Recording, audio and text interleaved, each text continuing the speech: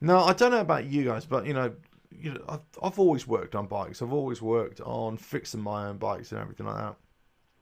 But it comes to a point now where it's fixing my own bike in terms of, doing quite serious stuff.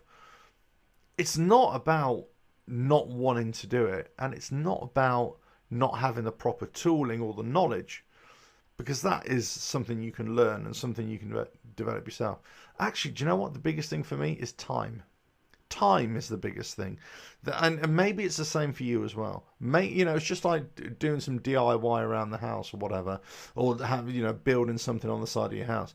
You could probably do this all yourself. Within time, you could do it, but it's the time aspect, and sometimes you sacrifice that time, or you gain that time to be with your family, to go out riding, just to enjoy yourself, and you just pay somebody else to do it. And if you hit the right note, if you get the right mechanic to work on your bike, it's going to be relatively cheap. You'll have your bike off the road for half a day or a day. Do you know what?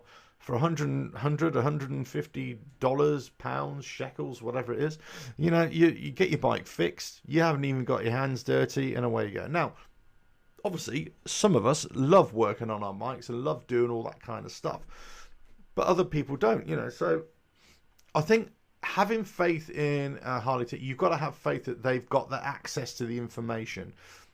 Let's put it that way. Whether they do the job right, I think you're only going to know that once they've done the job.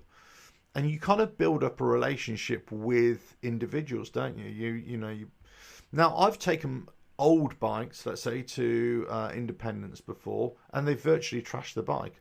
Virtually almost had, stand-up arguments and fisticuffs with guys who've actually ruined my bike. I've had to take the bike home and, fix it myself after they've done it. Now, I'm sure that's happened in any dealership or any mechanic or any Harley dealership out there. I'm absolutely positive that's happened in the past. But not many people can do that now. Not many people can take a bike like a new Softail or a Tourer, break it down, start building it back up again, especially with all the electronics on there. Lots of people would have, they'd have kittens, just the mere thought of it, break out in a cold sweat. And I don't think there's anything wrong in that. I think you should always try to have an appreciation of the motorcycle which you're riding, of how it works, what makes it tick.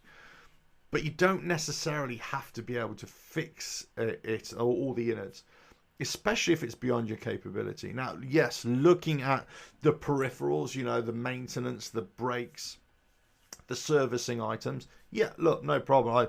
I would say try and do that yourself. You don't need to take that to a dealership. But again, it comes back to time. If you think that you'll be best served with your time going out and doing something else and maybe earn, let's say if you're quite a high earner, you may go out, you might earn £500 in a day or something like that, or $500 in a day.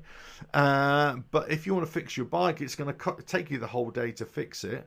So you're going to lose £500 or dollars, but you could pay somebody 150. So you lose 150, but you gain 500, so you're still up 350 on the day.